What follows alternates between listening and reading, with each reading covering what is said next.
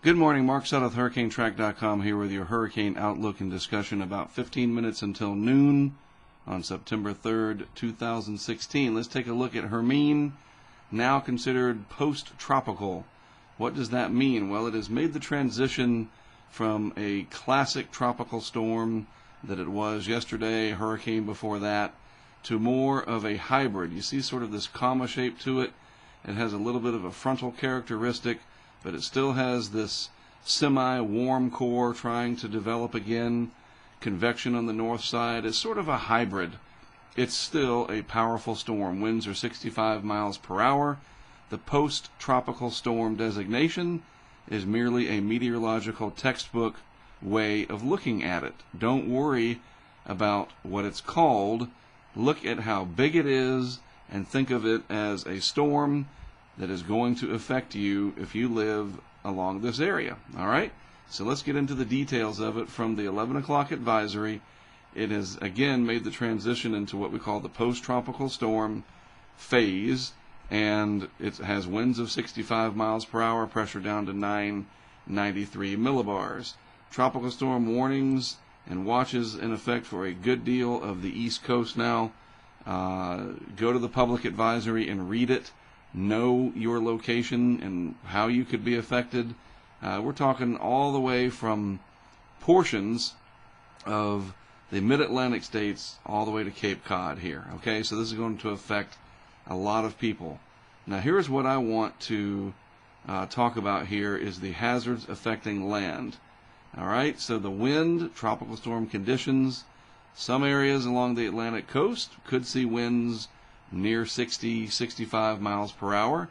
This is really going to be along the immediate coast, 30 miles inland or more, probably just breezy and no problems unless this were to come closer to the coast than we are anticipating.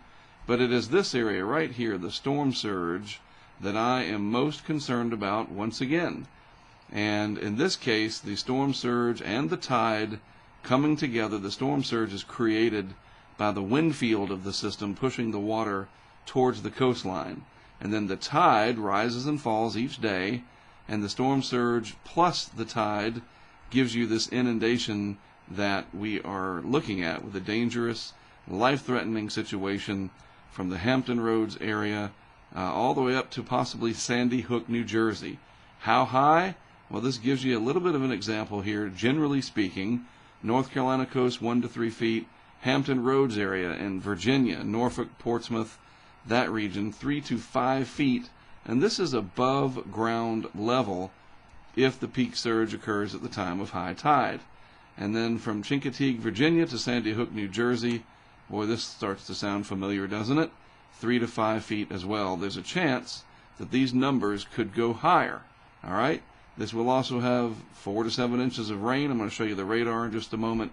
And then really large damaging waves just rolling into the coastline are going to create tremendous beach erosion, and surfers just need to stay out. Swimmers, I know it's Labor Day weekend. This just stinks, and there's nothing we can do about it. You know, it's like the last weekend of summer, an economic blow to be sure, and we don't want loss of life to go along with that. The loss of revenue is one thing, but people going to the beaches down here and getting in the water is just not going to be acceptable. It's, you know, your life isn't worth it. I'm sorry. So this is the area, the new National Weather Service Storm Surge Watch and Warning System. The warning, I'm going to highlight in yellow here. It's pink, but I'm highlighting it. This is the warning area, meaning that this dangerous storm surge is expected within the next 36 hours.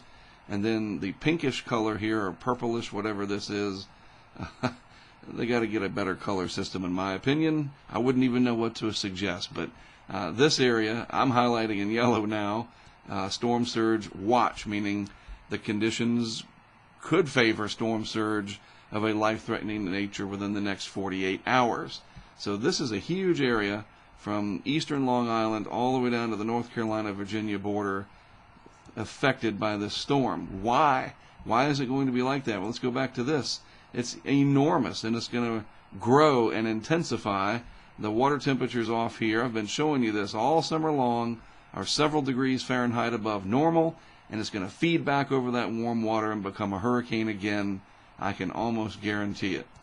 The actual tides here, to give you an example, the Atlantic City tide gauge here, forecast from 9:20 this morning, looking like on Monday in the morning, about 8 feet and some change above normal levels, or the mean sea level there, mean low water level, 8 foot, an 8-foot tide. All right, the tide gauge, Cape May, New Jersey, almost to the all-time record right here.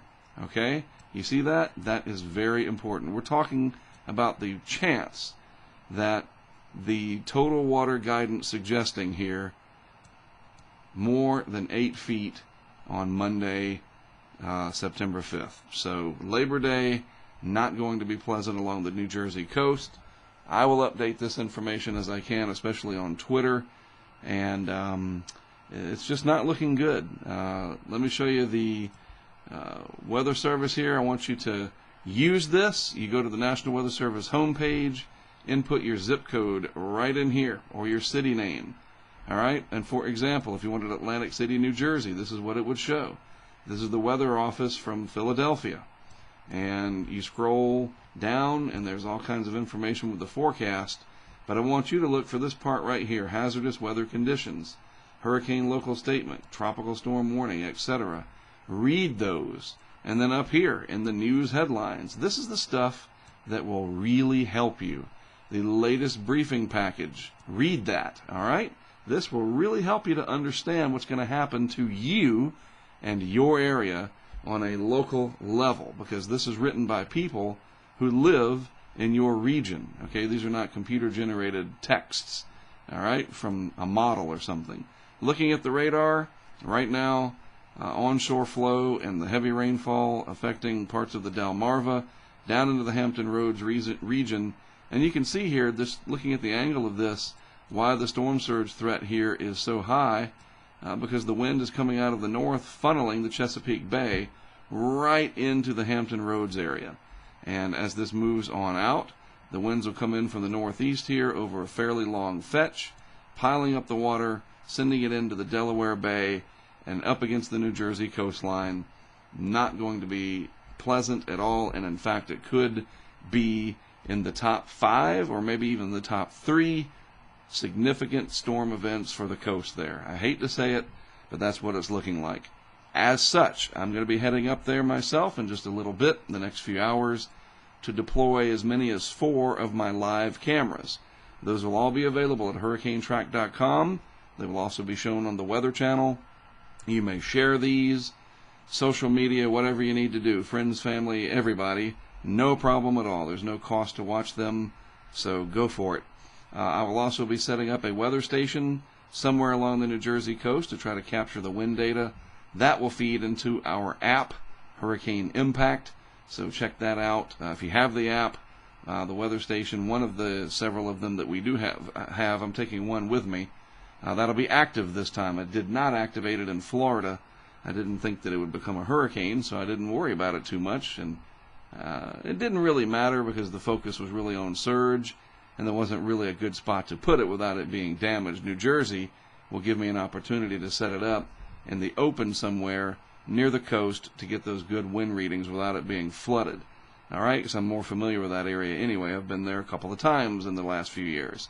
So I will be streaming live from my vehicle all the way up there and throughout. And again, you can watch all of this at hurricanetrack.com.